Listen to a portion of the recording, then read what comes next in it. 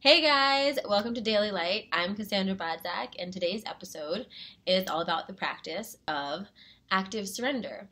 And it's something that I wanted to talk about because I feel like, this concept of surrender is rampant in the spiritual community, and it's a very important concept of realizing that you don't have your best interests in mind all the time.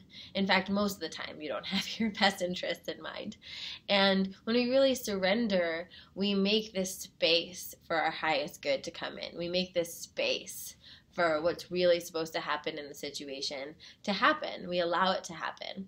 And that can be a big struggle, I think, for a lot of people, really just surrendering different areas of their life, whether it be romantic relationships or career stuff, all different kinds of things, finances, because surrender feels so like, oh, I'm just going to sit back and chill and, just see what happens. And I think that's that's kind of a misconception, right? Surrender does not mean that, okay, well, I want this thing, but I'm just going to totally surrender it and, watch Netflix and chill, right? No, it's surrender the outcome, surrender the attachment to it. Absolutely. Say, I want this, but you know what? Whatever is in my greatest good, that's what I truly want.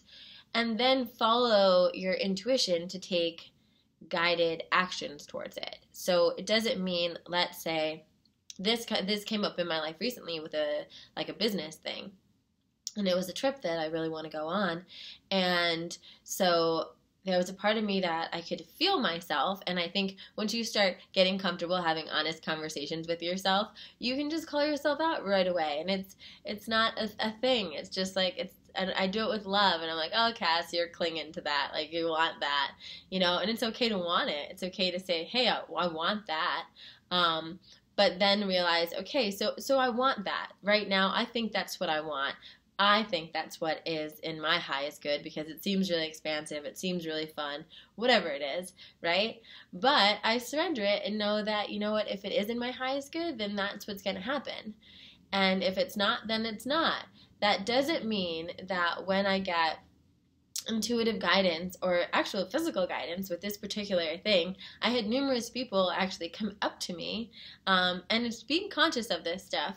I had numerous people come up to me out of nowhere, talk to me about this trip and say, yeah, you should be a little bit more of a squeaky wheel about it. And that's not my style, really, to, email or remind people about me or whatnot. It's not really how I roll. But I had a few people within the course of the same day give me that same message. So I was like, okay, that's clearly a message that's coming through for me loud and clear. And I had even been feeling the urge to do so the past couple days as well. So I was like, all right, this is guided action and I'm going to take it. So it wasn't like I was sitting back and saying, well, no, I'm not gonna, even though 3 different people from different people told me to just email and just remind them whatnot. I surrendered, so I'm not gonna do that. That's not what surrendering truly is, right? It's like, well, I would surrender the outcome, but if I feel aligned to take an action, that's cool too. Same thing with romance, right?